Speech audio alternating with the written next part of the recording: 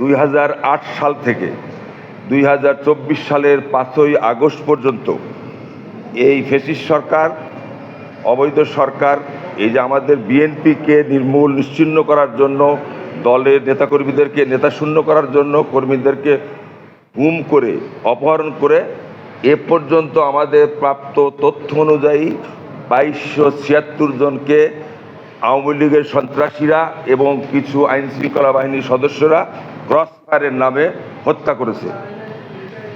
তারা বিভিন্ন পদে আছে, যুবদল, ছাত্রদল, মূল দল সহ। তাদের ছিলই যে বিএনপিকে ধ্বংস করা, বিএনপিকে নিশ্চিহ্ন করা এবং দলকে শূন্য করা। এরই আমরা আজকে 2276 জনের ক্রসফায়ারের নামে যে হত্যা করেছে নির্মমভাবে, তার একটা তালিকার অভিযোগ জমা দিলাম। আর একটা হলো, আপনারা জানেন যে তাদের এই ভোটারবিহীন সরকার, তারা নিজেদের অধিকার অবৈধভাবে আদায় করার জন্য একের পর এক আমাদের দলের নেতাকর্মীদের গুম করেছে।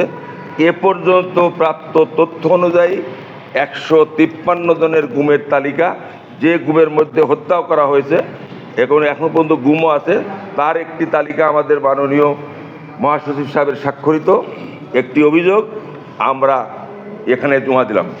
আমার সঙ্গে তারা ক্রসফায়ারের শিকার হয়েছে, তারা গুমের শিকার হয়েছে। আমাদের নুরুজ্জামান জনি আছে, আমাদের শাহজাহান সাহেব আছে, যুবদল নেতা কায়ুম আছে, তারপরে আপনার শরীফ আছে, তরিকুল ইসলাম আছে, এরকম আমজাদ হোসেন আছে, ইলিয়াস আলী গুমের মধ্যে আছেন। আমাদের স্থায়ী কমিটির আমাদের 8 বছর দীর্ঘদিন আগে অপহরণ করে ভারতে ফেলে রেখেছিলেন সালাউদ্দিন আহমেদ সাহেব আছেন, ইলিয়াস আলী চৌধুরী, আপনার চৌধুরী আলম সাহেব আছেন।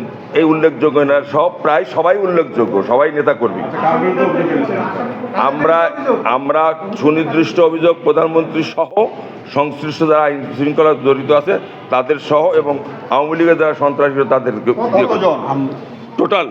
টোটাল সংখ্যা এখন আপনি বলা যাবে না।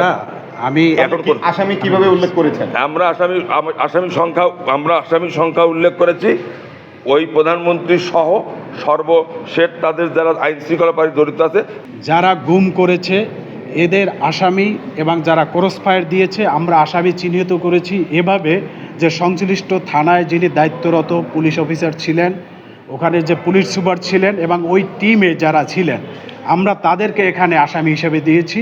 আসামির সংখ্যাটা আমরা অজানা রেখেছি। এটা আমরা তদন্ত সাপেক্ষে এটা বের হয়ে আসবে যে আমরা কতজন ওই ঘটনার সাথে জড়িত ছিল। আর প্রধান আসামি শেখ হাসিনা, হ্যাঁ, প্রধান আসামি শেখ হাসিনা। এরপরে আমরা গুমের বিষয়ে আপনারা যেটা বলেছেন যে আমরা চৌধুরী আলম থেকে এই গুমটা মূলত শুরু হয়েছে।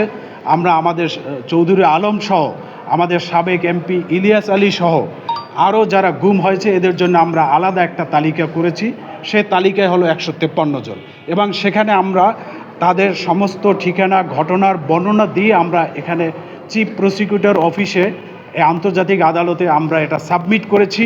আগামী দিনে এই বাংলাদেশের মানুষ যেন একটা ন্যায় বিচার পায় এবং যারা গুম হত্যা হয়েছে তাদের পরিবার যেন একটা ন্যায় বিচার এবং একটা সুন্দর বিচার পায়, এই জন্য মূলত আমরা এখানে এসেছি এবং আমাদের দল তাদের পাশে থেকে এই পদক্ষেপটা নিয়েছে, যাতে করে আগামী দিনে এই ধরনের কোনো স্বৈর শাসক যেন তৈরি না হয় যারা বাংলাদেশে এভাবে গুম হত্যা করবে।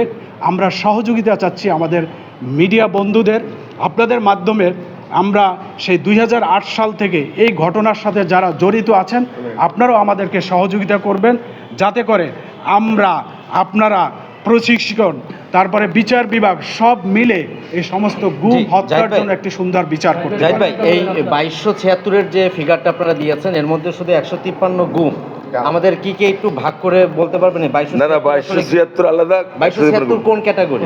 আমরা আপনাদেরকে একটা তালিকা দিচ্ছি। আমরা জেলাওয়ারি একটা তালিকা দিচ্ছি। গুম এবং এই হত্যা দুইটা বিষয় আপনাদের, একটা হলো গুম আর একটা হলো ক্রসফায়ার এবং হত্যা। এই হত্যাগুলো কারা করেছে? আইন শৃঙ্খলা বাহিনী করেছে, আওয়ামী লীগ যুবলীগের নেতাকর্মীরা করেছে। এজন্য আমরা দুইটা তালিকা করেছি, আমরা আপনাদেরকে দিব।